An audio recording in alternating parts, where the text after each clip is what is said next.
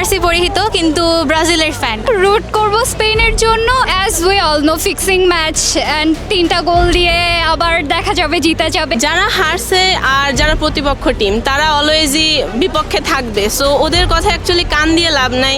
Reality তো আমরা সবাই জানি, এখন যদি কেউ শুনতে না চায় তার সাথে তর্ক করে লাভ নাই। প্রথমে খেলাটা ওরা ইচ্ছা করেই ছাড় দিয়ে খেলতেছে, সেটা কি একটা রিস্কের মধ্যে পড়ে না? আমাদের কাছে অনেক বেশি রিস্ক মনে হয়, আমরা তো অনেক প্যানিক অ্যাটাকের মধ্যে পড়ে যাই।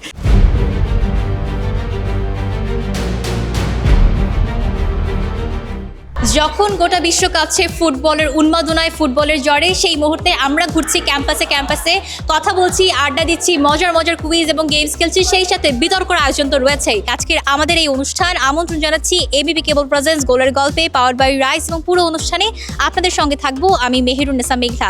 চোখ রাখতে হবে আমাদের সঙ্গেই, থাকতে হবে নিউজ 24-এর সঙ্গে। চলুন তাহলে কথা বলি এখানকার স্টুডেন্টদের সঙ্গে।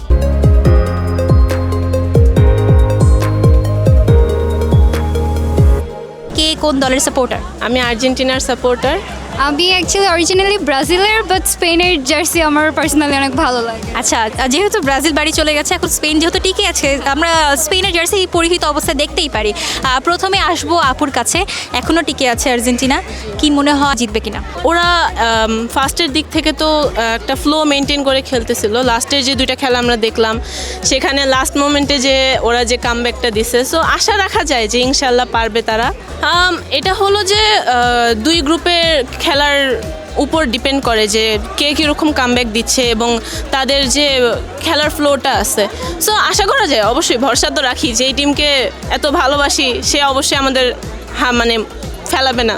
অলরাইট, স্পেনের জার্সি পরিহিত কিন্তু ব্রাজিলের ফ্যান, যেহেতু ব্রাজিল বাড়ি চলে গেছে, কি স্পেন কি দেখতে চাচ্ছেন যে ফাইনালে যেন তারাই আসলে বিশ্বকাপের ট্রফিটা পায়? রুট করব স্পেনের জন্য, অ্যান্ড আর্জেন্টিনার কথাও যেটা বললো, as we all know fixing match and 3টা গোল দিয়ে আবার দেখা যাবে জিতে যাবে। লেটস সি, বাট আমি হ্যাপি যে নরওয়ে হেরে গেছে, কাজ ওরা ব্রাজিলকে হারানোর পরে আই ফিল সো ব্যাড। আমি অনেক কাঁদতেছিলাম, আমার আম্মু বলবে লাইক ইটস ওকে, আবার পরে আসবে, বাট ইয়া। অলরাইট, ফিক্সিং নিয়ে একটা কথা হলো, কি কিছু বলতে চান? হ্যাঁ, ওইটা নিয়ে একটা কথাই হলো যে যারা হারছে আর যারা প্রতিপক্ষ টিম তারা অলওয়েজই বিপক্ষে থাকবে, সো ওদের কথা অ্যাকচুয়ালি কান দিয়ে লাভ নাই।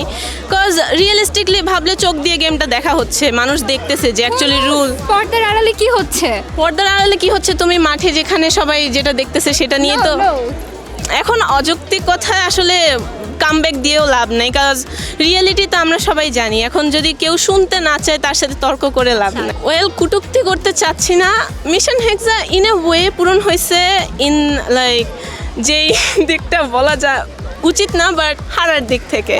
সো কাপওয়ালা দল আসছে 5টা কাপওয়ালা দলের সাথে ম্যাচ করতে, সো এখন ইটস আনরিজনেবল। এখন রিজনেবল কথাটা হলো যে টাইম লাইনটা আমরা মেনটেন করি, যে কোন টাইম থেকে আমি, আচ্ছা ওটা বলবো না, এটা অনেক বেশি বলা হয়ে গেছে।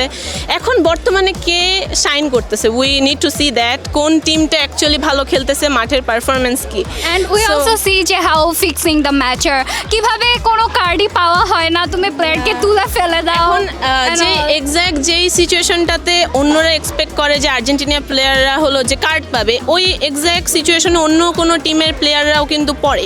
ইটস নট যে এটা একমাত্র বিরল যেটা আর্জেন্টিনারই হচ্ছে। অন্য দল যদি কার্ড না পায়, ওয়াই ডু দে এক্সপেক্ট যে আমাদের আর্জেন্টিনার প্লেয়ারদের কার্ড পাইতে হবে? কারণ এরকম সিচুয়েশনে অন্যরা কোন দলটা 12টা ম্যাচে 8টা ম্যাচে পেনাল্টি পায়? আর কোন ওয়ার্ল্ড কাপে দল আছে যারা এত পেনাল্টি পাইছে? আচ্ছা, আরেকটা কথা, যে এই পেনাল্টি নিয়ে যে কথাটা হচ্ছে, it's a part of the play. মানুষ এমনভাবে ভাবতেছে যে penalty is some kind of special trick. কামব্যাকটা আসলে কি, এটা ওদের একটা স্ট্র্যাটেজি, যে ওদের স্ট্র্যাটেজিটা এরকম যে প্রথম 70 থেকে 60 মিনিট ওরা বিপক্ষ দলকে পায়ে বল দিয়ে দেয়, যাতে ওদের মধ্যে একটা কনফিডেন্স থাকে যে খেলো, তোমরা খেলতে থাকো। তারপর যখন ওরা কনফিডেন্স পেয়ে যায়, তখন শেষ 20 থেকে 30 মিনিট বা খেলাটা কিন্তু আমরা দেখতেছি যে 90 মিনিটের জায়গায় 130 মিনিট বা 120 মিনিট পর্যায়ে চলে যেতেছে।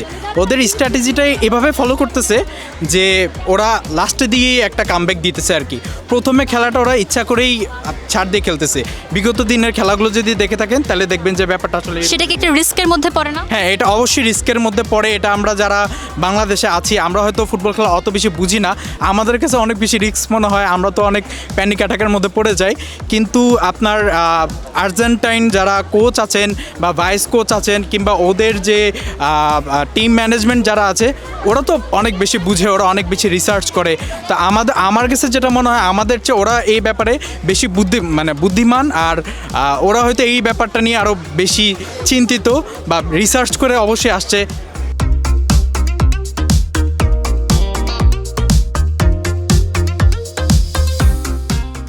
যেমনটি বলছিলাম শুরুতেই, এখন আমরা খেলবো সেই মজার মজার কুইজ। আমার সঙ্গে রয়েছে ইউল্যাবের স্টুডেন্টসরা। আমরা সবাইকেই কিন্তু পেয়েছি একেবারে আর্জেন্টিনার সাপোর্টারই এবার বেশি বলতে পারি। আমরা কথা আর না বাড়াই, তাহলে এবারে চলে যাই একেবারে কুইজ সেশনে। প্রশ্ন করব আপনাদেরকে, যে সবচেয়ে বেশি সঠিক উত্তর দিতে পারবে তার জন্য থাকবে রাইজের পক্ষ থেকে গিফট হ্যাম্পার। প্রশ্ন শোনার সঙ্গে সঙ্গে যে সঠিক উত্তর দিতে পারবেন সে হাত তুলবেন, তার কাছে আমরা আসবো। অলরাইট, সো নিয়ম বলা শেষ। এবারে আমরা আপনাদের জন্য প্রথম প্রশ্ন রাখছি, একেবারে সহজ প্রশ্ন। প্রথম প্রশ্ন আপনাদের জন্য বলতে হবে 2022 বিশ্বকাপে গোল্ডেন বল কে পেয়েছিলেন? কে হাত তুললো আগে?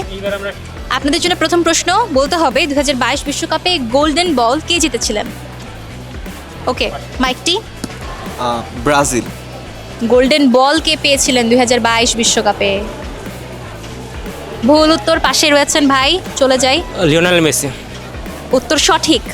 ওকে, এবারে দ্বিতীয় প্রশ্ন বলতে হবে 1930 বিশ্বকাপের চ্যাম্পিয়ন কোন দেশ? উরুগুয়ে। উত্তর সঠিক। সো দুইটি প্রশ্নের আমরা সঠিক উত্তর পেয়েছি। এবারে পরবর্তী প্রশ্নে আমরা চলে যাই। 2014 বিশ্বকাপের আয়োজক দেশ কোনটি? কর্নারে তো বিশ্বকাপে আয়োজন কোন? আয়োজক দেশ কোনটি? 2014 বিশ্বকাপে আয়োজক দেশ সময় শেষ, পরবর্তী ভাইয়ের কাছে যাই। ব্রাজিল। উত্তর সঠিক। সো 3 গোলে এগিয়ে রয়েছে কিন্তু ভাই। এবারে পরবর্তী প্রশ্ন করব, বেশি কঠিন না করি, একটু সহজ সহজ প্রশ্ন করি। বলতে হবে 2006 বিশ্বকাপে চ্যাম্পিয়ন দেশকে? ভাই। ইটালি।